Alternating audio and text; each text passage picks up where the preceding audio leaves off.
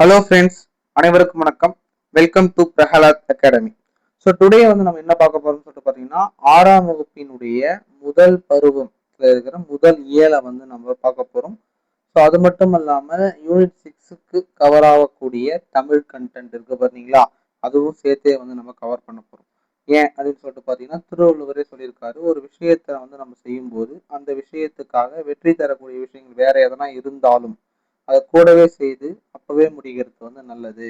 So அதை தான் நம்ம இப்போ ஃபாலோ பண்ண போகிறோம். ஸோ இப்போ மட்டும் இல்லை, நம்ம 6ஆம் வகுப்பிலிருந்து 12ஆம் வகுப்பு வரை முடியும் வரை இருக்கிற எல்லா யூனிட் 6 கண்டென்ட்டும் அப்படியே அந்த இயலில் அப்படியே பார்த்துட்டே போயிடலாம். ஓகேங்களா? ஸோ வாங்க நம்ம வீடியோக்குள்ளே போகலாம். ஸோ ஃபர்ஸ்ட் என்னன்னு சொல்லிட்டு பார்த்தீங்கன்னா, பாரதிதாசனுடைய இன்பத் தமிழ் என்ற தலைப்பில் ஒரு அருமையான பாடலை கொடுத்துருக்காங்க. ஸோ அதுதான் நம்ம பார்க்க போறோம். பாரதிதாசன் தமிழ் சிலபஸ்லயும் இருக்கிறாரு, யூனிட் 6 சிலபஸ்லயும் இருக்கிறாரு. ஸோ வாங்க வீடியோக்குள்ள போகலாம். ஃபர்ஸ்ட் பாட்டுக்கு போயிடலாமா? ஃபர்ஸ்ட், தமிழுக்கும் அமுதென்று பேர், தமிழுக்கும் அமுதென்று பேர், அந்த தமிழ் இன்பத் தமிழெங்கள் உயிருக்கு நேர், உயிருக்கு நேர், தமிழுக்கு நிலவென்று பேர், இன்ப தமிழெங்கள் சமூகத்தின் விளைவுக்கு நீர், தமிழுக்கு மனம் என்று பேர், இன்ப தமிழெங்கள் வாழ்வுக்கு நிருமித்த ஊர், நிருமித்த ஊர், தமிழெங்கள் இளமைக்கு பார், இன்ப தமிழ் நல்ல புகழ்மிக்க புலவர்க்கு வேல், தமிழெங்கள் உயர்வுக்கு வான், இன்ப தமிழெங்கள் அசதிக்கு சுடர் தந்த தேன், சுடர் தந்த தேன், தமிழெங்கள் அறிவுக்கு தோல், இன்ப தமிழெங்கள் கவிதைக்கு வைரத்தின் வாள், தமிழுக்கு அமுதென்று பேர், அந்த தமிழ் இன்ப தமிழெங்கள் உயிருக்கு நேர், உயிருக்கு நேர். இந்த மாதிரி ஒரு அருமையான பாடலை யார் கொடுத்திருக்காரு அப்படின்னு சொல்லிட்டு பாத்தீங்கன்னா, பாரதிதாசன் கொடுத்திருக்காரு. ஸோ ஃபர்ஸ்ட் ஸ்டான்ஸாவுடைய விளக்கம் பாருங்களேன். தமிழுக்கும் அமுதென்று பேர், அந்த தமிழ் இன்ப தமிழெங்கள் உயிருக்கு நேர் அப்படின்னு சொல்லிட்டு கொடுத்திருக்காரு. தமிழுக்கு அமுது அப்படின்னு சொல்லிட்டு ஒரு பேர் இருக்கான். என்னது? தமிழுக்கு அமுது அப்படின்ற ஒரு பேர் இருக்கான். அப்படி அந்த அளவுக்கு நமக்கு இன்பம் தரக்கூடிய அந்த தமிழ் எங்களோட உயிருக்கும் நேர், எங்க உயிரை விட மேலானது, இணையானது அப்படின்னு சொல்லிட்டு சொல்றாருங்க. தமிழுக்கு நிலவென்று பேர், இன்ப தமிழெங்கள் சமூகத்தின் விளைவுக்கு நீர் அப்படின்னு சொல்றாரு. தமிழுக்கு அமுது மட்டும் கிடையாது, நிலவு அப்படின்ற ஒரு பேரும் இருக்கு. ஏன்னா அந்த அளவுக்கு அழகானது என்னது? தமிழ். ஸோ அப்படி அழகான அந்த தமிழ் மொழி சமூக வளர்ச்சிக்கு அந்த அடிப்படையான நீரினை போன்றது. ஸோ அனைவருக்கும் அடிப்படை என்று பார்க்கும்போது நீர். ஒரு உயிர் இருக்கணும்னாலும் அதுக்கு என்ன பொருந்தும்? நீர் என்பது தேவை. அது போன்று அந்த சமூக வளர்ச்சிக்கு அடிப்படையாக அந்த நீர் போன்றதா இது நம்மளுடைய தமிழ் மொழி அப்படின்னு சொல்லிட்டு சொல்றாரு. தமிழுக்கு மனம் என்று பேர், இன்ப தமிழ் எங்கள் வாழ்வுக்கு நிருமித்த ஊர் அப்படின்னு சொல்லிட்டு சொல்றாரு. தமிழுக்கு மனம் அப்படின்ற ஒரு பேரும் இருக்கு. அப்படி அந்த தமிழ் எங்கள் வாழ்விற்காகவே உருவாக்கப்பட்ட ஒரு ஊர் மாதிரி தானே அது எங்களுடைய தமிழ் அப்படின்னு சொல்லிட்டு பாரதிதாசன் சொல்லியிருக்காரு. அடுத்த வரியை பாருங்களேன். தமிழெங்கள் இளமைக்கு பால், இன்ப தமிழ் நல்ல புகழ்மிக்க புலவர்க்கு வேல் என்று சொல்லியிருக்காரு. எங்களுடைய இளமைக்கு பால் போன்றதுதான் என்னது? அந்த தமிழ் மொழி. ஸோ நல்ல புகழ் மிகுந்த புலவர்களுக்கு ஒரு கூர்மையான வேல் போன்ற கருவியாகவும் எது இருக்கு? எங்களுடைய தமிழ் மொழியானது இருக்கு அப்படின்னு சொல்லிட்டு சொல்லியிருக்காரு. தமிழெங்கள் உயர்வுக்கு வான், இன்ப தமிழெங்கள் அசதிக்கு சுடர் தந்த தேன் அப்படின்னு சொல்றாரு. இந்த எந்த அளவுக்கு உயரம் சொன்னா நம்ம வானம் அளவுக்கு உயரம் சொல்லுவோம் பார்த்தீங்களா? ஸோ அந்த அளவுக்கு ஒரு எல்லையை கொண்ட ஒரு புகழின் உச்சியை கொண்டதுதான் என்னது? எங்களுடைய தமிழ் மொழி. வானம் அளவுக்கு புகழ்மிக்க மொழி தான் என்னது? எங்களுடைய தமிழ் மொழி அப்படின்னு சொல்லிட்டு சொல்லியிருக்காரு.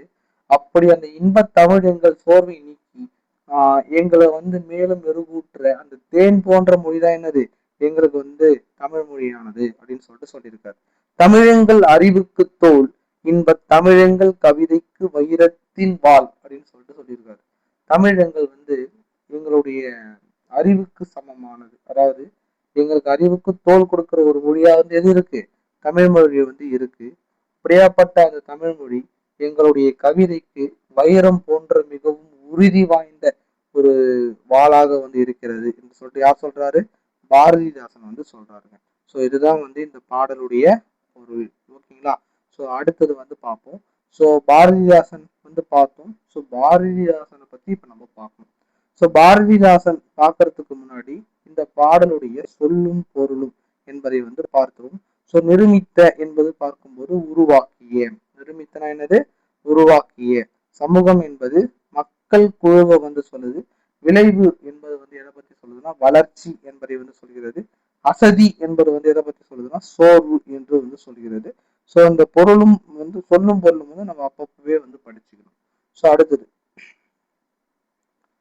நூல்வெளியில வந்து பாரதிதாசனை பத்தி கொடுத்துருக்காங்க. ஸோ பாரதிதாசன் அப்படின்னு சொல்லிட்டு பார்த்தோம்னாலே அவர் பாரதியாருடைய மீது பற்று கொண்டதின் காரணமாக தன்னுடைய பெயரை என்னன்னு மாத்திக்கிட்டாரு? பாரதிதாசன் அப்படின்னு சொல்லிட்டு மாத்திக்கிட்டாரு. அப்ப அவருக்கு இயற்பெயர்னு ஒண்ணு இருக்கும். ஸோ அவருடைய இயற்பெயர் வந்து என்னது? சுப்புரத்தினம் அப்படின்னு சொல்லிட்டு சொல்லுவாங்க. இவர் அவருடைய கவிதைகள்ல பெண் கல்வி, கைம்பெண் மறுமணம், பொது உடைமை, பகுத்தறிவு முதலான புரட்சிகரமான அந்த இலக்கியத்திற்கு வந்து ரொம்ப ரொம்ப முக்கியத்துவம் கொடுத்து எழுதியிருக்காரு. ஸோ அதனாலதான் இவர் வந்து நம்ம என்னன்னு சொல்றோம்? புரட்சி கவி அப்படின்னு சொல்லிட்டு சொல்றோம். அது மட்டும் இல்லாம இவர் பாவேந்தர் என்றும் சிறப்பிக்கப்படுகிறார். இவருடைய நூல்கள்ல இருக்கிற எல்லா கவிதைகளும் தொகுக்கப்பட்டு பாவேந்தர் பாரதிதாசன் கவிதைகள் என்று வந்து வெளிவந்துள்ளது. ஸோ அதுல தமிழ் என்னும் தலைப்பின் கீழே வந்து என்ன கொடுத்துருக்காங்க? நம்மளுக்கு வந்து பாடத்தலைப்புல ஒரு பாட்டை வந்து கொடுத்துருக்காங்க. ஸோ அடுத்தது கீழே வந்து பாத்தீங்கன்னா காசி ஆனந்தனுடைய மிக அருமையான வரிகளை வந்து கொடுத்துருப்பாங்க. ஸோ அது வந்து யூனிட் 6ல கேட்கறதுக்கு வாய்ப்பு இருக்கு. ஸோ அதையும் பார்த்தோம். தமிழே உயிரே வணக்கம், தாய்ப்பிள்ளை உறவம்மா உனக்கும் எனக்கும், அமிர்தே நீ இல்லை என்றால் அத்தனையும் வாழ்வில் கசக்கும் புளிக்கும், தமிழே உன்னை நினைக்கும் தமிழன் என் நெஞ்சம் இனிக்கும் இனிக்கும் அப்படின்னு சொல்லிட்டு ரொம்ப அருமையான பாடல் வரிகளை யார் கொடுத்துருக்கா? காசி ஆனந்தன் அப்படின்னு சொல்றவரு கொடுத்துருக்காரு. ஸோ எப்படி ஞாபகம் வச்சுக்கலாம் அப்படின்னு சொல்லிட்டு பாத்தீங்கன்னா வணக்கம் எல்லாமே ரைமிங்ல முடியும், எனக்கும் அப்படின்ட்டு. அதன் பிறகு சுவையை வந்து குறிக்கும், கசக்கும் புளிக்கும் இனிக்கும் என்று வந்தாலே யாருதான்? காசி ஆனந்தனை வந்து நம்ம சொல்லலாம். ஸோ அடுத்தது நம்ம அடுத்த லெசன் பார்க்கும்போது தமிழ் கும்மி. தமிழ் கும்மி இந்த பாடத்துல இருக்கிற இந்த கவிதையை யார் எழுதினாரு அப்படின்னு சொல்லிட்டு பாத்தீங்கன்னா பெருஞ்சித்திரனார் இருக்காரு பாத்தீங்களா? அவரு தான் வந்து எழுதியிருக்காரு. பெருஞ்சித்திரனார் நம்மளுடைய பாடத்திட்டத்தில் இருக்கிறாரா அப்படின்னு சொல்லிட்டு பாத்தீங்கன்னா இருக்கார். ஸோ அதனால நம்ம இந்த பாடலையும் வந்து பார்க்கணும். ஸோ ஃபர்ஸ்ட் பாட்டு வந்து நம்ம கொஞ்சம் ஸ்லோ மோஷன்ல வந்து பார்த்தோம். ஸோ இந்த பாட்டு கொஞ்சம் ஸ்பீடு வெர்ஷனா போகும். ஓகேங்களா? ஸோ ஆரம்பிக்கலாமா? நீங்களும் சேர்ந்து பாடுங்க. கொட்டுங்கடி கும்மி கொட்டுங்கடி இளம் கோதையரே கும்மி கொட்டுங்கடி நிலம் எட்டு திசையிலும் செந்தமிழின் புகழ் எட்டிடவே கும்மி கொட்டுங்கடி ஊழி பல நூறு கண்டதுவாம் அறிவு ஊற்றிடும் நூல் பண கொண்டதுவாம் பெருமாளி பெருக்கிற்கும் காலத்திற்கும் முற்றும் அழியாமல் எண்ணினை நின்றதுவாம் பொய்யகற்றும் உள்ள பூட்டருக்கும் அன்பு பூண்டவரின் இன்பு பாட்டிருக்கும் பொய்யர் மெய் புகட்டும் அற மேன்மை கிட்டும் இந்த மேடி நீ வாழ்வை நீ காட்டியிருக்கும் கொட்டுங்கடி கும்மி கொட்டுங்கடி இளங்கோதையரே கும்மி கொட்டுங்கடி நிலம் எட்டு திசையிலும் செந்தமிழின் புகழ் எட்டிடவே கும்மி கொட்டுங்கடி எட்டு திசையிலும் செந்தமிழின் புகழ் எட்டிடவே கும்மி கொட்டுங்கடி புகழ் எட்டிடவே கும்மி கொட்டுங்கடி புகழ் எட்டிடவே கும்மி கொட்டுங்கடி அப்படின்ட்டு இந்த பாடல் ரொம்ப கொஞ்சம் ஸ்பீடா பண்ணா நல்லா இருக்கும். இந்த பாடலை வந்து எழுதினவர் வந்து யாரு அப்படின்னு சொல்லிட்டு பாத்தீங்கன்னா பாவலரேறு பெருஞ்சித்திரனார். ஸோ இந்த பாடலுடைய பொருளை பார்ப்பதற்கு முன்னாடி சொல்லும் பொருளும் வந்து பார்த்துருவோம். ஓகேங்களா? ஸோ சொல்லும் பொருளும் பார்க்கும்போது ஆழிப்பெருக்கு அப்படின்னு சொல்லிட்டு பார்த்தா கடல் கோள். கடல் கோளை தான் நம்ம என்னன்னு சொல்றோம்? ஆழிப்பெருக்கு. மேதினி அப்படின்னாலே உலகம் என்று தெரியும். ஊழி அப்படின்றது வந்து ஒரு நீண்ட ஒரு காலப்பகுதி. ஊழி அப்படின்னு சொல்லிட்டு நீங்க சொல்றதுக்கு ஒரு நீண்ட ஒரு காலத்தை வந்து எடுத்துக்குது.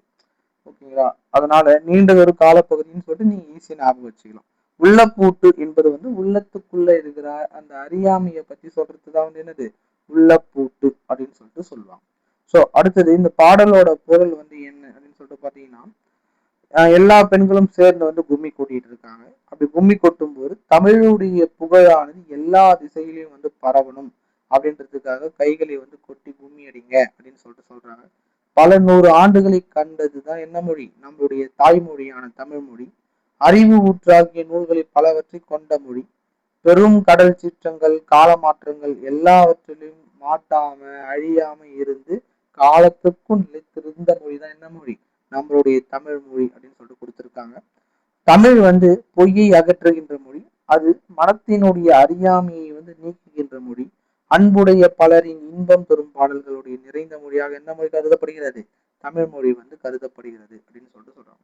ஸோ பெருஞ்சித்திரனார் வந்து நம்மளுடைய பாடல் வரிகள்ல வந்து இருக்கிறார், சாரி சிலபஸ் பாடத்திட்டத்தில் இருக்கிறார். ஸோ அதனால வந்து அவரை பத்தி நம்ம பார்ப்போம். பெருஞ்சித்திரனார் அப்படின்னு சொல்லிட்டு பார்க்கும்போது அவருடைய இயற்பெயர் வந்து மாணிக்கம். 10th புக்ல வந்து என்னன்னு கொடுத்துருக்காங்கன்னா துரை மாணிக்கம் அப்படின்னு சொல்லிட்டு கொடுத்துருப்பாங்க. இவர் வந்து பாவலரேறு என்னும் ஒரு சிறப்பு பெயரால் அழைக்கப்படுகிறது தான் பாவலரேறு பெருஞ்சித்திரனார் என்று வந்து இவர் வந்து நம்ம அழைப்போம். ஸோ இவர் எழுதிய நூல்கள் அப்படின்னு சொல்லிட்டு பார்க்கும்போது கனிச்சாறு, கொய்யாக்கனி, பாவிய கொத்து, நூறாசிரியம் அதெல்லாம் வந்து எழுதியிருப்பார்.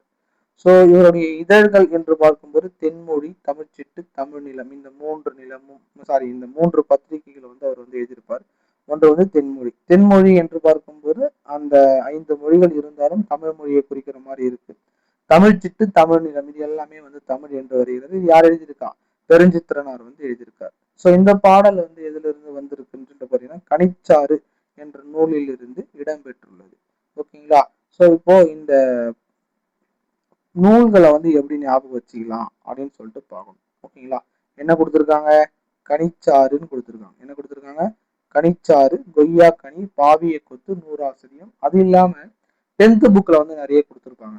10th புக்ல வந்து நிறைய கொடுத்துருப்பாங்க. சரி, ஓகே, அதை நான் ஒரு கதையா சொல்றேன், நீங்க அதை அப்படியே ஞாபகம் வச்சு. ஓகேங்களா? ஸோ ஃபர்ஸ்ட் வந்து கனிச்சாறு. கனிச்சாறு, கொய்யாக்கனி, பாவிய கொத்து, நூறாசிரியம், பள்ளி பறவைகள், மகபுக வஞ்சி அப்படின்னு சொல்லிட்டு இருக்கும். ஓகேங்களா? ஸோ ஃபர்ஸ்ட் வந்து ஸ்கூல் வந்து திறக்கிறாங்க. ஸோ பள்ளி பறவைகள் அப்படின்னு சொல்லிட்டு வரும். ஸோ அதுக்கப்புறம் சாவி கொடுத்து வந்து ஒரு ஸ்டூடெண்ட் வந்து எடுத்துன்னு போறாரு. சாவி கொடுத்து என்ன பண்றாரு? ஒரு ஸ்டூடெண்ட் எடுத்துன்னு போயிட்டு எல்லாருமே வந்து திறக்கிறாங்க. ஸ்கூல்ல வந்து 100 ஆசிரியர்கள் இருக்காங்க. ஸ்கூல்ல வந்து 100 ஆசிரியர்கள் வந்து இருக்கிறாங்க. ஸோ 100 ஆசிரியர்கள் வந்து எல்லாரும் கிளாஸ் எடுத்துட்ட பிறகு அதன் பிறகு என்ன பண்றாங்கன்னு சொல்லிட்டு ஒரு கனிச்சாறு கொடுக்குறாங்க. என்ன கொடுக்குறாங்க? ஒரு கனிச்சாறு வந்து கொடுக்குறாங்க.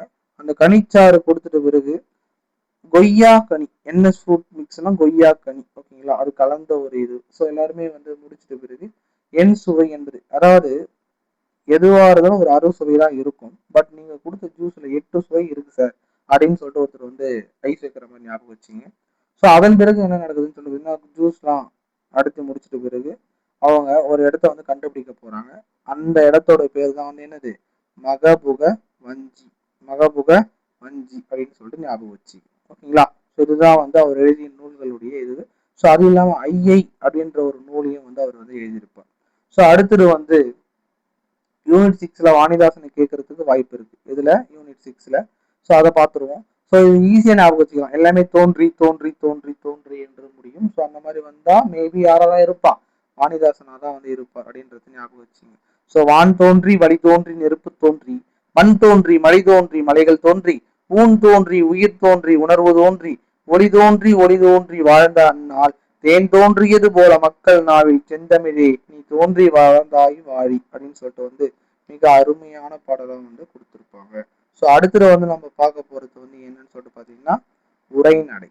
அடுத்தது என்ன பார்க்க போறோம்? உரைநடை. ஸோ உரைநடை வந்து நம்மளுடைய பாடத்திட்டத்திற்கு ஏற்பார்ப்போல என்னென்ன தேவையோ அது மட்டும் பார்த்துக்கணும். ஓகேங்களா? ஸோ ஃபர்ஸ்ட் போய் பார்க்கலாமா? உரைநடை என்று பார்க்கும்போது தமிழ் மொழியை பத்தி நம்ம பார்க்க போறோம். இந்த உரைநடை வந்து தமிழ் மொழியை பத்தி தான் வந்து ஃபுல்லா வந்து கொடுத்துருப்பாங்க. உலகுல 6000த்திற்கும் மேற்பட்ட மொழிகள் வந்து இருக்கு. உலகத்துல 6000த்திற்கும் மேற்பட்ட மொழிகள் வந்து இருக்கு. அந்த 6000த்திற்கும் மேற்பட்ட மொழிகள்ல ரொம்ப சிறப்பு வாய்ந்த மொழியா எந்த மொழி கருதப்படுகிறது? நம்மளுடைய தமிழ் மொழி வந்து கருதப்படுகிறது. ஸோ அந்த 6000த்திற்கும் மேற்பட்ட மொழிகள்ல சில மொழிகளுக்கு பேச்சு வடிவம் மட்டும்தான் இருக்கு, எழுத்து வடிவமே கிடையாது. ஆனால் நம்மளுடைய தமிழ் மொழி பேச்சு வடிவத்தையும் பெற்றுள்ளது, எழுத்து வடிவத்தையும் பெற்றுள்ளது அப்படின்னு சொல்லிட்டு கொடுத்துருக்காங்க. ஸோ தமிழ் இலக்கியங்கள் வந்து ரொம்ப ரொம்ப இனிமையானவை.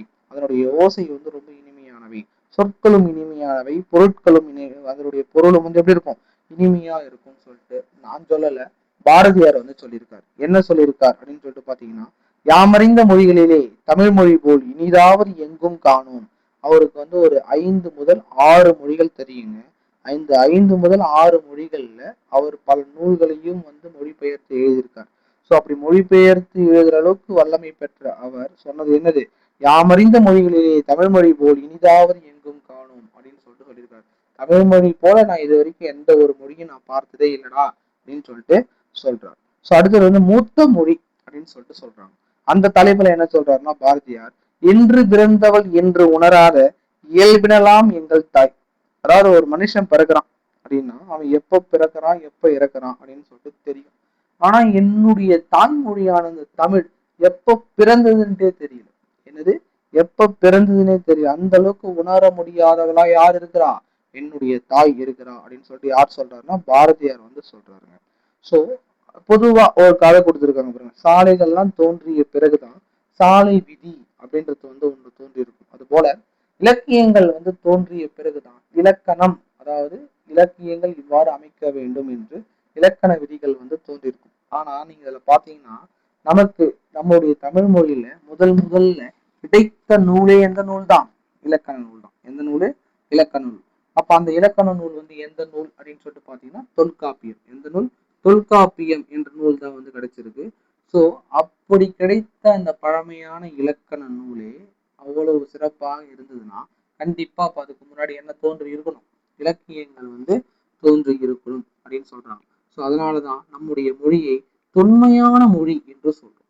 ஸோ தொல்காப்பியம் தோன்றுவதற்கு முன்பே சரிவர கிடைக்க பெறாத ஒரு நூல் இருக்கு. அது என்ன நூல்னு சொல்லிட்டு பாத்தீங்கன்னா அகத்தியம். என்னது, அகத்தியம் அப்படின்ற ஒரு நூல் இருக்கு. அது வந்து முழுமையாக கிடைக்க பெறவில்லை. ஸோ அதுக்கு முன்னாடியே என்ன கிடைச்சிருக்கும், இலக்கியங்கள்லாம் தோன்றி இருக்கும் அப்படின்னு சொல்லிட்டு சொல்லியிருக்காங்க. ஸோ அடுத்தது வந்து எளிய மொழி அப்படின்னு சொல்லிட்டு பார்க்கும்போது தமிழ் மொழியை வந்து பேசவும் படிக்கவும் எழுதவும் ரொம்ப ஈஸியான மொழி அப்படின்னு சொல்லிட்டு வந்து சொல்றாங்க. ஸோ தமிழ் மொழி, தமிழ் மொழியில வந்து எழுத்துக்கள் எவ்வாறு தோன்றுகிறதுன்னு சொல்லிட்டு பார்த்தீங்கன்னா ஒரு 4 வகையான எழுத்துக்கள் இருக்கு, நம்ம இலக்கணத்துல பார்ப்போம். பட் அதுல உயிரெழுத்தும் மெய்யெழுத்தும் சேருவதும் போதா நம்மளுக்கு என்ன எழுத்து பிறக்கிறது, உயிர்மை எழுத்துக்கள் வந்து பிறக்கிறது. ஸோ அது உயிரும் மெய்யும் ரொம்ப ரொம்ப ரொம்ப முக்கியம். அதனுடைய ஒலிப்பு முறைகள், அந்த ஒலிப்பு முனைகளின் மூலமா இங்க வந்து வேறு ஒரு எழுத்து வந்து உயிர்மெய்யாக வந்து நமக்கு வந்து பிறக்கிறது. அதே மாதிரி தமிழ் வந்து இயல்பா கூட்டி படித்தாலே வந்து இயல்பா படிக்க முடியும் அப்படின்னு சொல்லிட்டு சொல்லியிருக்காங்க. ஸோ அதனால அமுது, ஆ கூட்டல் மூ கூட்டல் து அமுது என்று இயல்பா வந்து நம்ம வந்து படிக்க முடியும். ஓகேங்களா. ஸோ அடுத்தது வந்து தமிழ் மொழியை வந்து எழுதும் போதும் அதுவும் ரொம்ப எளிமையா இருக்கும். பட் அந்த எழுதும் முறையில தமிழ் மொழி என்று பார்க்கும்போது வலஞ்சொழி எழுத்துக்களாகவும் வந்து எழுத முடியும், இடஞ்சொழி எழுத்துக்களாகவும் வந்து நம்மால் வந்து எழுத முடியும். அதுல வலஞ்சொழி எழுத்துக்கள் என்று பார்க்கும்போது ஆ, ஏ, ஔ, நா, ஞா இதெல்லாம் கொடுத்துருக்காங்க. பொருந்தாததில் பொருத்துக, இல்ல பொருத்தமற்றது வந்து கேட்கறதுக்கு வாய்ப்பு இருக்கு, ஏன்னா புக்ல இருக்கு. ஸோ அதனால வந்து இது எழுதி மனப்பாடம் பண்ணி வச்சுங்க. இடஞ்சொழி எழுத்துக்கள் என்று பார்க்கும்பொழுது டா, யா, ழா இதெல்லாம் வந்து என்ன எழுத்துக்கள், இனஞ்சொழி எழுத்துக்கள். ஓகேங்களா. ஸோ அடுத்தது அப்படின்னு சொல்லிட்டு பார்க்கும்போது தமிழ் என்ற வார்த்தை முன்பொரு காலத்தில் எந்தெந்த நூல்களில் யாரால் பயன்படுத்தப்பட்டது என்பது கேள்வி கேட்பதற்கான வாய்ப்புகள் அதிகம். ஓகேங்களா. ஸோ அதனால பார்ப்போம். தமிழ் என்ற சொல் என்னது, தமிழ் என்ற சொல் முதல்ல தொல்காப்பியம், அதாவது நம்மளுக்கு கிடைத்த முதல் நூலிலேயே தமிழ் என்ற மொழி, அந்த தமிழ் என்ற மொழிக்கு ஒரு அங்கீகாரம் கிடைத்துள்ளது. அதிலேயே தமிழ் என்ற வார்த்தையும் வந்து பயன்படுத்தப்பட்டிருக்கு. ஸோ என்ன பயன்படுத்தியிருக்காங்க, தமிழின் கிளவியும் அதனோரற்றே என்று தொல்காப்பியத்தில் வந்து பயன்படுத்தியிருக்காங்க. தமிழின் கிளவியும் அதனோரற்றே. இது நான் ஷார்ட்கட்ல நான் எப்படி ஞாபகம் வச்சுக்கிட்டேன்னா, இந்த கிழவியால ரொம்ப தொல்லையா இருக்குப்பா அப்படின்ட்டு நான் ஞாபகம் வச்சுக்கேன். கிளவி கிழவி அப்படின்றது. ஸோ ஞாபகம் வச்சுக்கிறதுக்காக இது யூஸ் பண்ணிக்கோங்க. அடுத்தது தமிழ்நாடு என்ற சொல் வந்து சிலப்பதிகாரத்தில் வந்து வஞ்சிகாண்டம் என்ற ஒரு பகுதிகளை வந்து பயன்படுத்தியிருக்காங்க.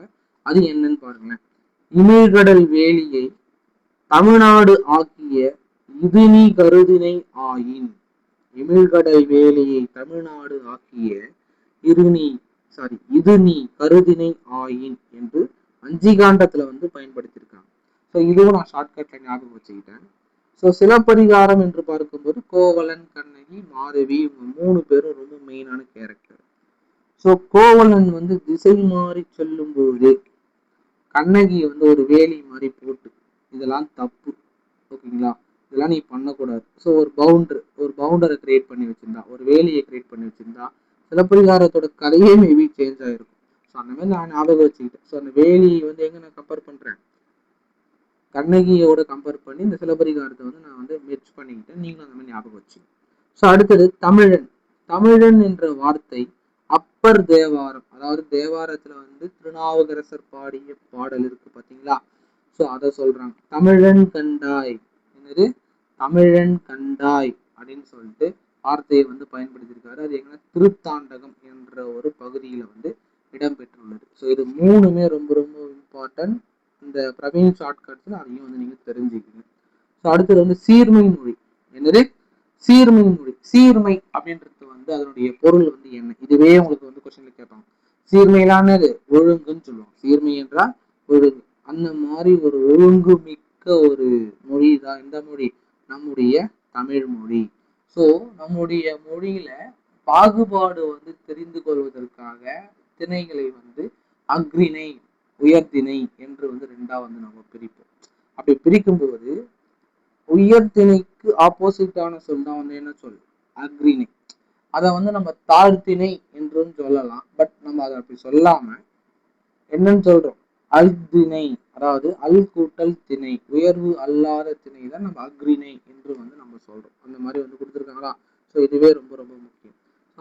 அதோடைய கான்செப்ட்லயே பாருங்க, பாகற்காய். என்னது பாகற்காய். பாகற்காய், பாகு என்றால் வந்து என்னன்னா இனிப்புன்னு சொல்லுவோம். பாகுன்னு சொல்லுவோம், இனிப்புன்னு சொல்லுவோம். இனிப்பு இல்லாத காய், அந்த இனிப்பு இல்லாத காய் தான் பாகு கூட்டல் அல் கூட்டல் காய்.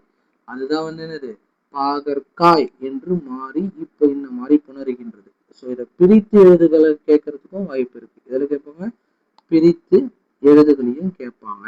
ஸோ அப்போ அதுலேயும் வந்து நம்ம என்ன படிக்கணும், படிச்சுக்கணும். ஸோ இதனுடைய பொருளும் வந்து தெரிஞ்சுங்க. பாகு என்பது என்னது இனிப்பு, பாகு என்பது இனிப்பு. ஓகே. ஸோ அடுத்தது வந்து வளமை மொழி. என்னது வளமை மொழி. ஸோ தமிழ் வந்து ஒரு வளமை மிக்க மொழி, அது எல்லாருக்குமே தெரியும். ஏன்னா எக்கச்சக்கமான நூல்கள் வந்து எதில் இருக்கு, நம்முடைய தமிழ் மொழியில் இருக்கு. ஸோ எக்ஸாம்பிளா வந்து தொல்காப்பியம், நன்னூல், எட்டுத்தொகை, பத்துப்பாட்டு, திருக்குறள், நாலடியார், சிலப்பதிகாரம், மணிமேகலையில் அவங்க கொடுத்துருக்காங்க. இன்னும் எக்கச்சக்கமான இலக்கண நூல்களும் இலக்கிய நூல்களும் தமிழில் வந்து சிறந்து நிறைந்து பொறிந்து காணப்படுகிறது. ஸோ அதனுடைய அடிப்படையில தமிழ் சொல் வளம் வந்து ரொம்ப ரொம்ப ரொம்ப ரொம்ப அருமையாக வந்து இருக்கும். ஸோ அதனுடைய எக்ஸாம்பிள் வந்து பூவினுடைய 7 நிலைகளை வந்து இங்க கொடுத்துருப்பாங்க. ஸோ அதை மட்டும் நம்ம இப்போ பார்ப்போம். ஓகேங்களா, பூவினுடைய 7 நிலை. ஸோ இது வந்து வரிசைப்படுத்த கூட சொல்லுவாங்க. இது வந்து டெஸ்ட் இருக்குங்க. அகர வரிசைப்படி வரிசைப்படுத்த சொன்னாங்கன்னா நீங்க கரெக்டா பண்ணணும். ஸோ அதனுடைய காலத்தின் அடிப்படையில் அது ஒவ்வொரு நிலையா எப்படி மாறுது அப்படின்னு சொல்லிட்டு வரிசைப்படுத்த சொல்லுவாங்க. ஸோ அப்படியும் கேட்கறதுக்கு வாய்ப்பு இருக்கு. ஸோ ஃபர்ஸ்ட் வந்து என்னன்னா அரும்பு. ஃபர்ஸ்ட் என்னது அரும்பு, மொட்டு, முகை, மலர், அலர், வீ, செம்மல். இது எல்லாமே என்னது நம்மளுடைய பூவினுடைய 7 நிலைகள். அரும்பாகி முட்டாகி முகையாகி மலராகி அலராகி வீயாகி, அந்த மாதிரி நீங்க ஞாபகம் வச்சுட்டா கடித்தல் செம்மல் என்பது மட்டும் நீங்க ஞாபகம் வச்சுக்கிட்டா போதும். அந்த பாட்டை வச்சே நீங்க இதை ஞாபகம் வச்சுக்கோங்க ஃப்ரெண்ட்ஸ். ஸோ அடுத்தது வந்து என்னன்னு சொல்லிட்டு பார்த்தீங்கன்னா, நம்முடைய தமிழ் மொழியில மட்டும்தான் ஒரு சொல்லுக்கு பல பொருளும் பல சொல்லுக்கு ஏற்ற ஒரு பொருளும் வந்து இருக்கு. ஓகேங்களா, அதுக்கு ஒரு எக்ஸாம்பிள் வந்து இங்க கொடுத்துருக்காங்க. என்ன சொல் அப்படின்னு சொல்லிட்டு பார்த்தீங்கன்னா மா. அடுத்தது நெடில் மா வந்து கொடுத்துருக்காங்க. ஸோ அதனுடைய பொருள்கள் வந்து படிச்சுக்கிங்க. ஸோ நம்மளுக்கு சிலபஸ்ல வந்து பல பொருள் குறித்த ஒரு சொல்லும் ஓரெழுத்து ஒரு மொழிக்கு உண்டான பல சொல்லும் வந்து கொடுத்துருக்காங்க. ஸோ அதில் கேட்கறதுக்கு வாய்ப்பு இருக்கு, கேட்பாங்க. ஓகேங்களா. ஸோ மா என்று பார்க்கும்போது மரம், மா என்று பார்க்கும்போது மரம், விலங்கு. ஸோ மா என்னாலே ஃபர்ஸ்ட் பொதுவா பெரிய பெரியன்னு ஒரு மீனிங் இருக்கு. ஞாபகம் வச்சுங்க, பெரிய மரம் அப்படின்ட்டு ஞாபகம் வச்சுங்க. இல்லைன்னா மாமரம் அப்படின்றது ஞாபகம் வச்சுங்க. விலங்கு என்பது பார்க்கும்போது பெரிய விலங்கு அப்படின்றது ஞாபகம் வந்துடும். மானாலே என்னது அப்போ பெரிய அப்படின்னு சொல்லிட்டு சொல்லிட்டேன். ஸோ அடுத்தது வந்து மா திருமகள். மா என்றது வந்து என்ன வருது, திருமகள் அப்படின்னு சொல்லிட்டு சொல்லுவாங்க. ஸோ அடுத்தது மா அழகு, என்ன அழகுடா அப்படின்ற மாதிரி ஞாபகம் வச்சுங்க. மா அறிவு, எவ்வளவு பெரிய அறிவுடா. மா அளவு, எவ்வளவோ அளவு இருக்கு பாடுறா, இவ்வளவோ கொட்டி வச்சிருக்காருங்க அப்படின்ற மாதிரி ஞாபகம் வச்சுங்க. மா அழைத்தல், அதாவது மாடு எப்படிதான் அழைக்கும், மா அப்படித்தான் அழைக்குது. ஸோ இல்லைன்னா நம்மளே வீட்டில் அம்மாவை அழைக்கும் போது அம்மா என்று அழைப்பதை தவிர்த்துட்டு அம்மா அம்மா அப்படின்னு தான் அழைப்போம். ஸோ அடுத்தது வந்து துகள் அப்படின்னு சொல்லிட்டு பார்க்கும்போது மா துகள் அப்படின்றது பெரிய துகள் அப்படின்னு ஞாபகம் வச்சுங்க. மா அப்படின்றதாலே ஒரு மேன்மை, மானாலே என்னது மேன்மையை வந்து குறிக்கும். மா வயல் பெரிய ஏக்கர் கணக்குல வச்சிருப்பாங்க போல இருக்கு. ஸோ அந்த மாதிரி ஞாபகம் வச்சுங்க. மா வண்டு பெரிய வண்டு, என்னது பெரிய வண்டு. எல்லாமே நீங்க இந்த பெரிய அதோடைய லிங்க், அந்த வார்த்தைக்கு உண்டான லிங்க் நீங்க பிடிச்சிட்டாலே நீங்க வந்து போட்டுற முடியும். ஸோ அடுத்த டாபிக் பாருங்க, வளர்மொழி. அடுத்த டாபிக் வந்து என்னது, வளர்மொழி. ஸோ இந்த வளர்மொழி அப்படின்னு சொல்லிட்டு பார்க்கும்போது தமிழுக்கு வந்து முத்தமிழ் என்ற சிறப்பு பெயர் இருக்கு. அதுதான் இயல் தமிழ், இசைத்தமிழ், நாடகத்தமிழ் அப்படின்னு சொல்லுவாங்க. அதுல இயல் தமிழ் என்பது வந்து எண்ணத்தை வந்து வெளிப்படுத்தும். இயல் தமிழ் என்பது நம்முடைய எண்ணத்தை வந்து வெளிப்படுத்தும். இசைத்தமிழ் என்பது வந்து உள்ளத்தை வந்து மகிழ்விக்கிறது. நாடகத்தமிழ் என்பது வந்து எதை சொல்லுதுன்னா நம்மளுடைய உணர்வுல கலந்து நம்மளுடைய நிறை குறைகளை எல்லாம் வந்து என்ன பண்ணுகிறது, சுட்டி காட்டுகிறது அப்படின்னு சொல்லிட்டு சொல்றாங்க. ஸோ அதே மாதிரி செய்யுள்ல வந்து பல வடிவங்களும், அதே மாதிரி எழுத்துக்கள் வந்து நம்ம கவிதைகளோ கதைகளோ எழுதும்போது அதில் பல வடிவங்கள் வந்து கொடுத்துருக்காங்க. அதை வந்து பார்த்து ஸோ அதை விட ரொம்ப ரொம்ப ரொம்ப ரொம்ப முக்கியம் தாவரத்தினுடைய இலைப்பெயர்கள் அப்படின்னு கொடுத்துருக்காங்களாப்பா. அது ரொம்ப ரொம்ப முக்கியமா சிலபஸ்ல வந்து அப்படியே கவர் ஆகும். ஸோ ஃபர்ஸ்ட் வந்து இலையை குறிக்கின்ற பெயர்கள் வந்து என்னன்னு பார்ப்போம். ஆலை இலை, அரச இலை, மா இலை, பலா இலை, வாழை இலை. ஏன்னா நம்ம அந்த வார்த்தையை சொல்லிதான் அதை வந்து நம்ம பயன்படுத்துவோம். கீரை என்று பார்க்கும்போது அகத்திக்கீரை, பசலைக்கீரை, முருங்கைக்கீரை, நம்ம கீரை அப்படின்னு தான் சொல்லுவோம். ஆனா புல் அப்படின்னு பாருங்களேன், புல் வந்து நிறைய பேருக்கு தெரியாது. அருகு, கோரப்புல் அப்படின்றது நீங்க படிப்போம். பட் அருகுன்றது அருகம்புல் இது சொல்றோம் பார்த்தீங்களா, அதை ஞாபகம் வச்சுக்கோங்க. தாள் அப்படின்னு சொல்லிட்டு சொல்றோம். ஸோ தாள் அப்படின்னு சொல்லிட்டு பார்க்கும்போது நம்ம இந்த வார்த்தைகளை வந்து பொதுவாக பயன்படுத்த மாட்டோம். இப்போ தாள் என்பது வந்து எதை சொல்லுகிறதுனா நெல்லையும் வரகையும் சொல்லுது. நெற்றாள், அதாவது நெற்தாள் தான் நெற்றாள், வரகு வரகுத்தாள் என்றது ஞாபகம் வச்சுங்க. தழை, தழை வந்து என்னது மல்லி. ஸோ இதை வந்து நீங்க எப்படி ஞாபகம் வச்சுக்கலாம்னா மல்லி மாலை கட்டும்போது தழை வச்சு கூட கட்டுறாங்க அப்படின்னு ஞாபகம் வச்சுங்க. மல்லி தழை அப்படின்றது வந்து ஞாபகம் வந்துடும். ஸோ மடல் என்பது பார்க்கும்போது வந்து அது அப்படியே பட்ட பட்டையா சப்ப சப்பையா இருக்கும். ஸோ சப்பாத்தி கல்லி, தாழை மடல் அப்படின்னு தாழை மடல் அப்படின்றது படிச்சிருப்போம். பட் சப்பாத்தி கல்லி என்று எதில் தான் வரும், மடல் அப்படின்றது தான் வரும். அதுக்கப்புறம் தோகை, தோகை என்று பார்க்கும்போது கரும்புக்கும் தோகை தான் வரும், நாணலுக்கும் தான் வரும், தோகை தான் வரும். ஓலை என்று பார்க்கும்போது தென்னை ஓலை, பனை ஓலை ஆல்ரெடி தெரியும். கூந்தல், கூந்தல் என்பது என்னது கமுகு, கூந்தல் என்பது கமுகு. பாக்கு, அதாவது பாக்கு தான் கமுகுன்னு சொல்லுவோம். ஸோ இதுக்கு ஷார்ட்கட் வந்து நீங்க பாக்குன்னா போட்டுருவீங்க, கமுகு தான் கேட்பாங்க. கமுகுனா என்னது கூந்தல். ஸோ ஷார்ட்கட் வந்து என்னன்னா கூந்தல் வந்து கம கம கமன்னு வாசனை வருதுவா அப்படின்ற மாதிரி ஞாபகம் வச்சுங்க. ஓகேங்களா. ஸோ கமுகு என்பது வந்து பொருள் வந்துடும். ஸோ அடுத்தது வந்து புதுமை மொழி அப்படின்னு சொல்லிட்டு பார்க்கும்போது தமிழ்ல இந்த காலத்துக்கு ஏற்ற அந்த மொழிகளை வந்து பயன்படுத்தி கொண்டுதான் இருக்கிறோம். ஸோ அது வந்து நம்ம தெரிஞ்சுக்கணும். ஸோ இணையம் அப்படின்னு சொல்லிட்டு பார்க்கும்போது இன்டர்நெட், முகநூல் அப்படின்னு சொல்லிட்டு பார்க்கும்போது என்ன வரும், ஃபேஸ்புக். அடுத்தது வந்து புலனம் என்றது பார்க்கும்போது வாட்ஸ்அப். அடுத்தது குரல் தேடுன்றது வாய்ஸ் சர்ச். தேடுபொறி அப்படின்றது வந்து சர்ச் இன்ஜின் அப்படின்னு சொல்லிட்டு சொல்லுவோம். அடுத்தது வந்து என்ன வரும், என்ன கொடுத்துருக்காங்க அப்படின்னு சொல்லிட்டு பார்த்தீங்கன்னா செயலி. செயலினாலே என்னதான் ஆப், செயலினாலே ஆப். தொடுதிரை அப்படின்றது வந்து என்ன வரும், டச் ஸ்கிரீன், டச் ஸ்கிரீன் அப்படின்றது வரும். ஸோ செய்தித்தாள்ன்றது உங்களுக்கு தெரியும், நியூஸ் பேப்பர். வானொலின்றது ரேடியோ, தொலைக்காட்சி, டெலிவிஷன். இதெல்லாம் வந்து இந்த காலத்துல பயன்படுத்துற அந்த ஆங்கில வார்த்தைக்கு உண்டான தமிழ் வார்த்தைகள், நிகரான தமிழ் வார்த்தைகள். ஸோ இந்த அளவுக்கு நம்மளுடைய தமிழ் மொழி வந்து வளர்ச்சி பெற்றுள்ளது அப்படின்னு சொல்லிட்டு சொல்றாங்க. ஸோ தமிழ் எண்களை அறிவோம் அப்படின்னு சொல்லிட்டு பார்க்கும்போது 1க்கு கா, 2க்கு உ, 3க்கு ஞா, 4க்கு சா, 5க்கு ரு, 6க்கு வந்து சு பண்ற மாதிரி இருக்கும், 7க்கு ஏ, 8க்கு ஆ, 9க்கு வந்து கு, 10க்கு வந்து கா போட்டு அடுத்தது 0 போட்டணும். ஸோ 20ன்னு வரும்போது ஊ போட்டு 0 போட்டணும். ஸோ இந்த மாதிரியான மொழிகள் நம்மளுடைய தமிழ் எண்கள் இருக்கும் ஃப்ரெண்ட்ஸ். ஸோ 2000 ஆண்டுகளாக வழக்கில் இருக்கும் சில தமிழ் சொற்கள் ஃப்ரெண்ட்ஸ். இது ரொம்ப ரொம்ப முக்கியம். நம்மளுடைய சிலபஸ் அடிப்படையில எப்படி வேணாலும் இதில் வந்து நம்மளால கேள்வி கேட்க முடியும். ஸோ அதனால இதை நான் என்ன பண்ண போறேன் அப்படின்னு சொல்லிட்டு பார்த்தீங்கன்னா பிரவீன் ஷார்ட்கட்ஸ், என்னது பிரவீன் ஷார்ட்கட்ஸ் அப்படின்ற ஒரு தலைப்புல இந்த பேஜ் மட்டும் தனியா நடத்தி போடுறேன். இது எல்லாமே வந்து உங்களால வந்து என்ன பண்ண முடியாது, மெமரி பண்ண முடியாது. ஸோ அதனால நான் தனியாவே வந்து உங்களுக்கு எடுத்து போடுறேன். ஸோ அதில் மறக்காம பாருங்க. ஓகேங்களா. ஸோ அடுத்தது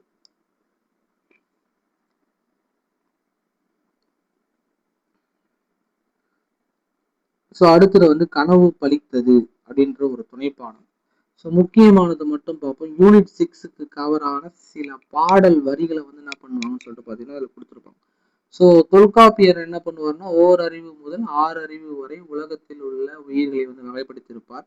ஸோ கடல் நீர் ஆவியாகி மேகமாகும், பின்னர் மேகம் வந்து குளிர்ந்து மழையாக பொழியும் அப்படின்னு சொல்லிட்டு எந்தெந்த நூல்களை கொடுத்துருக்காங்கன்னா முல்லைப்பாட்டு, பரிபாடல், திருக்குறள், கார்நாற்பது, திருப்பாவை. இதவே கேட்கறதுக்கு வாய்ப்பு இருக்கு, அது பார்த்துது. ஸோ ஆழ அமுக்கி முகக்கினும் ஆழ்கடல் நீர் நாழி முகவாது நாள் நாழி என்று எதுல சொல்லியிருக்காங்கன்னா, இது வந்து நீங்க பார்க்கறதுக்கு கிட்டத்தட்ட திருக்குறள் மாதிரியே தெரியும். திருக்குறள் போட்டக்கூடாது, யார் சொல்லியிருக்கா? ஔவையார் தான் இதை பத்தி சொல்லியிருக்காரு. ஆழ அமுக்கி முகக்கினும் ஆழ்கடல் நீர் நாழி முகவாது நாள் நாழி என்று கூறியவர் வந்து யாரு? ஔவையார். ஸோ திரவ பொருளை வந்து எவ்வளவு வேணாலும் எவ்வளவு ப்ரெஷர் வேணாலும் நிற்கும். அதனுடைய அளவை, அதனுடைய குவான்டிட்டி, அதனுடைய அட்மாஸ்பியர் இருக்கு பார்த்தீங்களா, அதை வந்து உங்களால சுருக்கவே முடியாது அப்படின்னு சொல்றதுதான் வந்து என்னது ஔவையாருடைய இந்த பாடல். ஸோ அடுத்து தொல்காப்பியம் பாருங்களேன். அந்த 6 அறிவு சொன்னால அதோடைய தொடர்ச்சியா நிலம், தீ, நீர், வழி, விசும்பொரு ஐந்தும் கலந்த மயக்கம் உலகம் ஆதலின் அப்படின்னு சொல்லிட்டு கொடுத்திருக்காரு. ஸோ அடுத்தது கார்நாற்பது என்று பார்க்கும்போது கடல் நீர் முகந்த கமஞ்சூழ் எழிலி, கடல் நீர் முகந்த கமஞ்சூழ் எழிலி அப்படின்றது வந்து கார்நாற்பதிலும் நெடுவெல்லூசி வசி பறந்த வடு அப்படின்னு சொல்லிட்டு இதெல்லாம் சொல்லியிருக்காங்க. 10 வந்து சொல்லியிருக்காங்க. ஒன்றும் இல்லை, போர்க்களத்துல வந்து அனைவரும் வந்து வீர மரணம் அடைவது வந்து இயல்பு. அது போன்ற ஒரு டைம்ல ஒரு வீரர் தன்னுடைய காயத்திற்காக வெண்ணிற ஊசியால் வந்து தைத்த செய்தியை தான் 10 சொல்லியிருக்காங்க. ஸோ வெள்ளூசி வெண்ணிற ஊசி என்று வந்தாலே அது வந்து என்னது 10. இது எப்படி ஷார்ட்கட்ல ஞாபகம் வச்சுக்கலாம் அப்படின்னு சொல்லிட்டு பாத்தீங்கன்னா பரந்த வடு. என்னது? பரந்த வடு. இந்த வடுனாலே எல்லாருடைய இது அப்படியே பதியும். அந்த வடு என்பது மட்டும் மாறுமானா மாறாது, பதிஞ்சுதான் இருக்கும். ஸோ அதை வச்சு கூட நீங்க என்ன பண்ணலாம், அந்த 10 ஞாபகம் வச்சுக்கலாம். ஸோ அடுத்தது வந்து சுறாமீன் வந்து தாக்கிடுச்சு. சுறாமீன் தாக்கினதால் அந்த ஏற்பட்ட புண்ணை நரம்பினால் தைத்த செய்தியை வந்து இதுல சொல்றாங்க, நற்றினில வந்து சொல்றாங்க. இதுல சொல்றாங்க, நற்றினில சொல்றாங்க. ஸோ கோட்சுறா எரிந்தன சுருங்கிய நரம்பின் முடி முதிர் பரதவர் அப்படின்னு சொல்லிட்டு யார சொல்றாங்க, நற்றினை. சுறாமீன் அப்படின்னு சொல்லிட்டு வந்தாலே நற்றினை அப்படின்ற மாதிரி ஞாபகம் வச்சுக்கோங்க ஃப்ரெண்ட்ஸ். ஸோ அடுத்தது வந்து முற்காலத்துல வந்து அறுவை சிகிச்சை மருத்துவத்தை பத்தியும் சொல்லியிருக்காங்க. ஸோ தொலைவில் ஒரு பொருளை வந்து கிட்ட இருக்கிற மாதிரி காமிக்கிறது வந்து கலிலியோ வந்து இப்ப சொன்னார். அதையே திருவள்ளுவ மாலை அப்படின்ற ஒரு நூல்ல வந்து கபிலர் வந்து என்ன பண்ணியிருக்காரு, தெல்ல தெளிவா சொல்லியிருக்காரு. அதுதான் திணையளவு போதா செருபுல் நீர் நீண்ட பனையளவு காட்டும் அப்படின்ற இந்த திருவள்ளுவ மாலை பாடல் வரிகள் ரொம்ப ரொம்ப முக்கியம். ஓகேங்களா? ஸோ இதெல்லாம் யூனிட் 6ல கவர் ஆகும் ஃப்ரெண்ட்ஸ். ஸோ அடுத்தது வந்து நம்ம இலக்கணம் அப்படின்னு சொல்லிட்டு வரப்போம். ஸோ இப்போதான் வந்து இவ்வளோ நேரம் பார்த்ததுலாம் வந்து அந்த தமிழ்ல வர யூனிட் 7 கண்டென்ட் கொஞ்சம் பார்த்தோம். ஸோ யூனிட் 6 ஜிஎஸ்ல வர யூனிட் 6 கண்டென்ட் கொஞ்சம் பார்த்தோம். இப்போ இலக்கணம் அப்படின்னு சொல்லிட்டு உள்ள வந்து போறோம். ஸோ தமிழ் எழுத்துக்களின் வகையும் தொகையும். என்னது? தமிழ் எழுத்துக்களின் வகையும் தொகையும். ஸோ தமிழ் எழுத்துக்கள் அப்படின்னு சொல்லிட்டு பார்க்கும்போது பொதுவா தமிழ் அப்படின்னு சொல்லிட்டு பார்க்கும்போது எத்தனை எழுத்துக்களா பிரிப்பாங்க? நம்ம போயிட்டு ஒரு 6வது வகுப்பு மாணவரை வந்து இப்போ நம்ம எடுத்துட்டு கேட்கும்போது, நான் வந்து ஸ்கூல்ல ஒர்க் பண்ணும்போது கேட்டா, ஐயா 2 எழுத்து இருக்கு ஐயா அப்படின்னு சொல்லிட்டு சொன்னாங்க. என்ன இருக்கு அப்படின்னு சொல்லிட்டு பாத்தீங்கன்னா குறில் எழுத்துன்னு சொன்னான். அப்புறம் வந்து என்னது நெடில்னு சொல்லிட்டான். அவன் வந்து இதை சொல்லிட்டான். பட் ஆனா தமிழ் எழுத்து என்று பார்க்கும்போது 4 வகையா பிரிக்கலாம். எத்தனை வகையா பிரிக்கலாம்? 4 வகையா பிரிக்கலாம். ஒண்ணு வந்து என்னது, உயிர் எழுத்து. ஒன்று வந்து என்னது, உயிர் எழுத்து. அதன் பிறகு மெய் எழுத்து. அதன் பிறகு உயிர் மெய் எழுத்து. அதன் பிறகு ஆயுத எழுத்து. இது 4 தான் தமிழில் உள்ள எழுத்துகளினுடைய வகைகள் அப்படின்னு சொல்லிட்டு பார்ப்போம். ஸோ அதற்கு முன்னாடி இலக்கணம் என்று பார்க்கும்போது நம்மளுடைய மொழியை தவறில்லாம பேசவோ எழுதவோ நம்ம வந்து கத்துக்கணும். ஒரு தவறில்லாம பேசுவதற்கும் எழுதுவதற்கும் அடிப்படையாக துணை புரிவது தான் வந்து என்னது, இலக்கணம் அப்படின்ற ஒரு வார்த்தை. ஸோ அந்த இலக்கணத்தை வந்து நம்ம வரையறைகளையும் முறைப்படி கற்றுக்கொண்டால் நம்ம எப்படியாப்பட்ட தமிழையும் தப்பு இல்லாம என்ன பண்ண முடியும், எழுத முடியும். ஸோ தமிழ் மொழியின் இலக்கணங்கள் மொத்தம் எத்தனை அப்படின்னு சொல்லிட்டு பார்க்கும்போது 5. எழுத்து, சொல், பொருள், யாப்பு, அணி அப்படின்னு சொல்லிட்டு சொல்லுவாங்க. ஸோ அதுல எழுத்து அப்படின்னு சொல்லிட்டு பார்க்கும்போது ஒளி வடிவமாக எழுப்பப்படுவதும் வரி வடிவமாக எழுதப்படுவதும் தான் என்னன்னு சொல்றோம், எழுத்து அப்படின்னு சொல்றோம். ஸோ ஒலி என்று பார்க்கும்போது இந்த இடத்துல வந்து என்ன சவுண்டு, நீங்க லைட்னு ஞாபகம் வச்சீங்கன்னா அது தப்பு. இது சவுண்ட். அப்போ ஒளி வடிவமாக எழுப்பப்படும் ஒரு மொழி, அதாவது ஒரு மொழி ஆரம்பத்தில் எழுத்து வடிவமாக வருவதற்கு முன்பு ஒளி வடிவமாக தான் இருந்தது. அனைவரும் முதலில் நம்ம சைகை மொழியா தான் பேசிட்டு இருந்தோம். சைகை மொழிகள் பேசும்போது அங்கிருந்து பிறக்கின்ற ஒளியின் அடிப்படையில் தான் அந்த மொழி பிறந்தது. மொழி பிறந்த பிறகு அந்த மொழியின் ஒளியின் அடிப்படையில் நம்ம என்ன பண்றோம், அந்த எழுத்துக்களை வந்து நம்ம வரி வடிவமா வந்து எழுத ஆரம்பிச்சோம். ஸோ எழுத்துன்னு சொல்லிட்டு பார்க்கும்போது நாலுங்க. ஒன்று உயிர் எழுத்து, இன்னும் மெய் எழுத்து, இன்னொன்று வந்து என்னது உயிர்மை எழுத்து, அடுத்தது வந்து ஆயுத எழுத்து. இதுல உயிர் எழுத்து அப்படின்னு சொல்லிட்டு பார்க்கும்போது நம்முடைய உயிருக்கு முதன்மையானது காற்று. அது போல நம்முடைய காற்று வெளிப்படும் போது இயல்பாக பிறந்த எழுத்துக்கள் தான் வந்து என்ன எழுத்து, உயிர் எழுத்துக்கள்.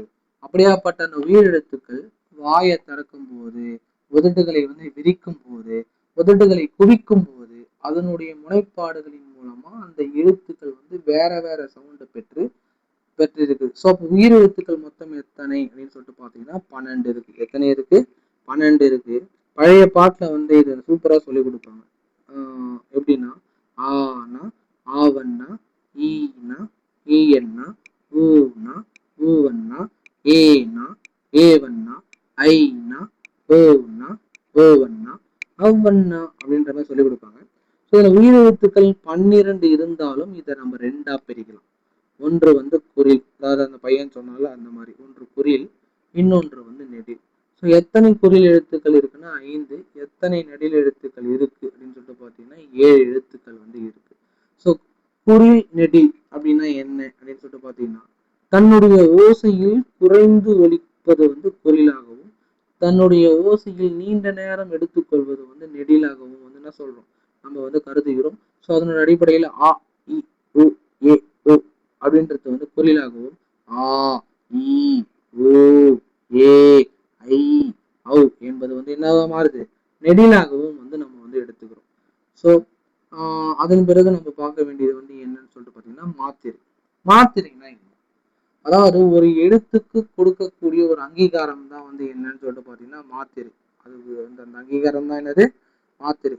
ஸோ இப்போ மாத்திரை என்பது அதனுடைய பொருள் வந்து என்ன, கால அளவு. மாத்திரை என்பது அதனுடைய பொருள் வந்து கால அளவு. அப்போ ஒரு மாத்திரை அப்படின்றது வந்து என்னன்னா ஒரு முறை நம்ம கண்ணை சமட்டுறோம். என்னது, ஒரு முறை நம்ம கண்ணை சமட்டுறோம், இல்லைன்னா ஒரு முறை நம்ம கை நொடிக்கிறோம். ஸோ அதுதான் வந்து என்னது, அந்த கால அளவு தான் நம்ம மாத்திரை அப்படின்னு சொல்லிட்டு சொல்றோம். ஸோ அதனோட அடிப்படையில குறில் எழுத்துக்கு எத்தனை மாத்திரைனா ஒரு மாத்திரை, நெடில் எழுத்துக்கு எத்தனை மாத்திரை அப்படின்னு சொல்லிட்டு பார்த்தோம்னா 2 மாத்திரை. 2 மாத்திரை. ஸோ இப்போ நம்ம பிரகலாத் அகாடமியில வந்து பிரகலாத்ல பி அப்படின்றது இல்லை. ஸோ பி, அப்போ ஒரு முறை நம்ம கை சொடுக்கி பாருங்க, பி, லாத், லா அப்படின்னு வச்சுக்கிறோம். ஸோ அப்போ ஒரு முறை வந்து நம்ம கை சிமெட்டோ கண் சிமெட்டோ அல்லது கை நொடிக்கோ எடுத்துக்கொள்ளும் காலம் தான் என்னது குறில். அது ஒரு மாத்திரையாகவும், நெடில் வந்து எத்தனை மாத்திரையா இருக்கு, 2 மாத்திரைகளாகவும் வந்து இருக்கு. ஓகேங்களா? ஸோ அடுத்தது வந்து மெய் எழுத்துக்கள். அடுத்து வந்து என்னது, மெய் எழுத்துக்கள். ஸோ மெய் எழுத்துக்கள் அப்படின்றது பார்க்கறதுக்கு முன்னாடி நம்ம மெய் அப்படின்றது வந்து எதை சொல்லுதுன்னா உடல். எதை சொல்லுது, உடம்பு என்ற உடலை வந்து சொல்லுது. ஸோ மெய் எழுத்துக்களை ஒழிக்க இன்றியமையாத பங்கு கொண்டது வந்து என்னன்னு சொல்றேன்னா உடல் தான். என்னது, உடல் தான். ஸோ அது மொத்தம் எத்தனை இருக்குன்னா 18 எழுத்துக்கள் இருக்கு. ஸோ அதுதான் இங்க கொடுத்துருக்காங்க. இக்கு, இங்கே, சிஞ்சு, டின்னு, சிஞ்சு, பின்னி, எறிலு, விழிலருன்னுட்டு. ஸோ இதை வந்து ஒரு 3 வகையா வந்து நம்ம பிரிக்கலாங்க. எத்தனை வகையா பிரிக்கலாம், 3 வகையா பிரிக்கலாம். எத்தனை வகை, 3 வகையா பிரிக்கலாம். ஒண்ணு வந்து வல்லினம், அதன் பிறகு இடையினம், அப்புறம் வந்து என்னது மெல்லினம் அப்படின்னு சொல்லிட்டு பிரிக்கலாம். ஸோ வல்லினம் என்று பார்க்கும்போது கசட தபர, என்னது கசட தபர. அதே மாதிரி மெல்லினம் என்று பார்க்கும்போது ஞனன, என்னது ஞனன, நமன. அதே மாதிரி இடையினம் என்று பார்க்கும்போது எரல, பழல அப்படின்னு சொல்லிட்டு சொல்லுவோம். ஸோ இது 3 தான் முக்கியம். ஸோ இதுதான். அப்போ வல்லினம் என்றால் என்ன அப்படின்ட்டு ஒரு டவுட் வரும். வல்லினம் என்பது வந்து அதனுடைய ஓசை ரொம்ப போல்டா இருக்கும். அதனுடைய ஓசை எப்படி இருக்கும், போல்டா இருக்கும், மார்பு பகுதியிலிருந்து பிறக்கும். மெல்லினம் என்பது அதனுடைய ஓசை ரொம்ப மென்மையாக இருக்கும். எப்படி இருக்கும், மென்மையா இருக்கும். ஸோ இது வந்து மூக்கில் இருந்து பிறக்கிறது. என்னது, மூக்கில் இருந்து பிறக்கிறது. இடையினம் என்பது வன்மையும் இல்லாம மென்மையும் இல்லாம ரெண்டாங்கட்டனா இருக்கும். ஸோ அது வந்து கழுத்துல இருந்து பிறகுது. எங்க இருந்து பிறகுது? கழுத்துல இருந்து பிறகுது. ஸோ அதுதான் வந்து என்னது எறல வழல அப்படின்றது ஞாபகம் வச்சு. ஸோ அடுத்தது வந்து நீங்க வந்து ஒழித்து பாருங்க, அதுக்கு ஏற்ற மாதிரி தான் இருக்கும். ஸோ உயிர்மெய் எழுத்து. அடுத்தது வந்து என்னது? உயிர்மெய் எழுத்து. உயிர்மெய் எழுத்து பார்க்கும்போது முன்னாடியே உயிர் எழுத்து பார்த்தோமா, அப்புறம் மெய் எழுத்து பார்த்தோம். ஸோ உயிர் வந்து 12, மெய் வந்து 18. ஸோ ஆட் பண்ணா 30 எழுத்து. இந்த 30 எழுத்துக்களை நம்ம என்ன சொல்றோம்னா முதல் எழுத்துக்கள் என்று சொல்றோம். ஸோ தமிழின் முதல் எழுத்துக்களோட எண்ணிக்கை மொத்தம் எவ்வளவு? 30 தான். மொத்தம் எவ்வளோ? 30. ஸோ அது ரொம்ப ரொம்ப முக்கியம். ஸோ உயிரும் மெய்யும் சேர்ந்த எழுத்துக்களுடைய எண்ணிக்கை 30. அந்த உயிரும் மெய்யும் சேர்வது முதல் எழுத்துக்கள் எனப்படும் அப்படின்ற மாதிரி ஞாபகம் வச்சு. ஸோ அடுத்தது வந்து உயிர்மெய் அப்படின்னு சொல்லிட்டு பார்க்குறோம். உயிர்மெய் என்று பார்க்கும்போது உயிரெழுத்தும் மெய்யெழுத்தும் சேருவதால் தோன்றுகின்ற அனைத்து எழுத்துக்களும் எத்தனை? உயிர்மெய் எழுத்து. ஸோ அப்படி பார்க்கும்போது 12 × 18ன்னு போட்டால் 216 எழுத்து வரும். ஓகேங்களா? ஸோ அதில் உயிர்மெய் குறில் எத்தனை எழுத்துக்கள்னு சொல்லிட்டு பார்த்தீங்கன்னா 90 எழுத்து. எத்தனை எழுத்து? 90 எழுத்து. உயிர்மெய் நெடில் என்று பார்க்கும்போது எத்தனை எழுத்து அப்படின்னு சொல்லிட்டு பார்த்தீங்கன்னா மொத்தம் எத்தனை எழுத்துக்கள் வரும்னா 126 எழுத்துக்கள் வந்து வரும். ஓகேங்களா? ஸோ இதுதான் உயிர்மெய். உயிர்மெய் அப்படின்னு பார்க்கும்போது உயிரும் மெய்யும் சேர்வதால் ஏற்படுகின்ற இல்லை தோன்றுகின்ற எழுத்து தான் உயிர்மெய் எழுத்து. ஸோ மொத்தம் 216 எழுத்து. அதில் உயிர்மெய் குறில் 90 எழுத்துக்களும் உயிர்மெய் நெடில் வந்து 126 எழுத்துக்களும் வந்து இருக்கு. ஸோ இந்த உயிர்மெய் எழுத்துக்கும் ஒரு மாத்திரை இரு மாத்திரைன்னு சொல்லிட்டு பிரிப்போம். ஸோ மேலே மெய் எழுத்துக்கள் பார்த்தோம்லாப்பா. ஸோ மெய் எழுத்துக்கு உண்டான கால அளவு, மாத்திரையின் கால அளவுன்னு சொல்லிட்டு பார்க்க போனா அரை மாத்திரை அளவு. எவ்வளவு? அரை மாத்திரை அளவு. அதே மாதிரி ஆயுத எழுத்து. ஆயுத எழுத்து என்று பார்க்கும்போது தமிழ் மொழியில் உயிர்மெய் எல்லாமே இருந்தாலும் தனியாக ஒரே ஒரு எழுத்து உள்ளது. அதுதான் வந்து என்னது? ஆயுத எழுத்து. அக் என்னும் ஆயுத எழுத்து. ஓகேங்களா? ஸோ ஆயுத எழுத்தை வந்து ஒழிக்கக்கூடிய அந்த கால அளவு எவ்வளோன்னு சொல்லிட்டு பார்த்தீங்கன்னா அரை மாத்திரை. அப்போ அரை மாத்திரை அளவுல வந்து என்னென்னலாம் ஒழிக்கும்னு பார்த்தீங்கன்னா மெய் எழுத்தும் ஆயுத எழுத்தும் வந்து ஒழிக்கும். ஓகேங்களா நண்பர்களே? இப்போ உங்களுக்கு பின்னாடி வந்து மொழித்திறன் பயிற்சி அப்படின்னு சொல்லிட்டு கொடுத்துருப்பாங்க. ஸோ இதெல்லாம் வந்து நீங்கள் ப்ராக்டிஸ் பண்ணி பார்க்கணும். நம்ம தமிழ் எந்த அளவுக்கு ப்ராக்டிஸ் பண்ணுறோமோ அந்த அளவுக்கு ரொம்ப ரொம்ப பெனிஃபிட்டாக இருக்கும். என்னதான் வந்து அவுட் சோர்ஸ் இருந்தாலும் கண்டிப்பாக 6th to 12th புக் நீங்கள் முடிச்சிட்டிங்கன்னா, சிறப்பு தமிழோட நீங்கள் முடிச்சிட்டிங்கன்னா ஓல்டும் நியூவும் கண்டிப்பாக 65 கொஷின்ல இருந்து 70 கொஷின் வந்து உங்களால் போட முடியும். மிச்சம் இருக்கிற அந்த 25 கொஷினுக்கு தான் நம்ம அவுட் சோர்ஸ் போகிற மாதிரி இருக்கும். ஸோ பயப்படாமல் முதல்ல ஸ்கூல் புக்கை நல்லா படிச்சு முடிங்க. தெளிவாக படிக்கணும். அதுதான் வந்து விஷயம். ரொம்ப ரொம்ப தெளிவாக படித்தாதான் நம்மளால கேட்கின்ற கேள்விக்கு கரெக்டாக போட முடியும். ஸோ இந்த யூனிட்டுடைய லாஸ்ட் டாபிக் வந்து பார்க்கும்போது கலைச்சொல் அறிவு. ஸோ வலஞ்சுழி என்று பார்க்கும்போது கிளாக் வைஸ், இணையம் இன்டர்நெட், தேடுபொறி சர்ச் இன்ஜின், முகநூல் ஃபேஸ்புக், புலனும் வாட்ஸ்அப். ஏன் இவ்வளோ ஸ்பீடாக போகிறோம்னா இது எல்லாமே நம்ம முன்னாடியே நடத்திட்டோம். இடஞ்சுழி என்பது ஆன்டி கிளாக் வைஸ், குரல் தேடல் வாய்ஸ் சர்ச், தொடுதிரை டச் ஸ்கிரீன், செயலி ஆப், மின்னஞ்சல் என்பது வந்து என்னது? இமெயில் அப்படின்னு சொல்லிட்டு சொல்லுவோம். சரி ஓகே ஃப்ரெண்ட்ஸ், இந்த வீடியோ உங்களுக்கு பிடிச்சிருந்ததுன்னா லைக் பண்ணுங்கள், ஷேர் பண்ணுங்கள். மறக்காமல் வந்து சப்ஸ்கிரைப் பண்ணுங்கள். உங்களுடைய நிறைய நண்பர்களுக்கு வந்து ஷேர் பண்ணுங்கள். அவங்களுக்கும் வந்து இது ஒரு பயனுள்ளதாக வந்து அமையட்டும். நன்றி.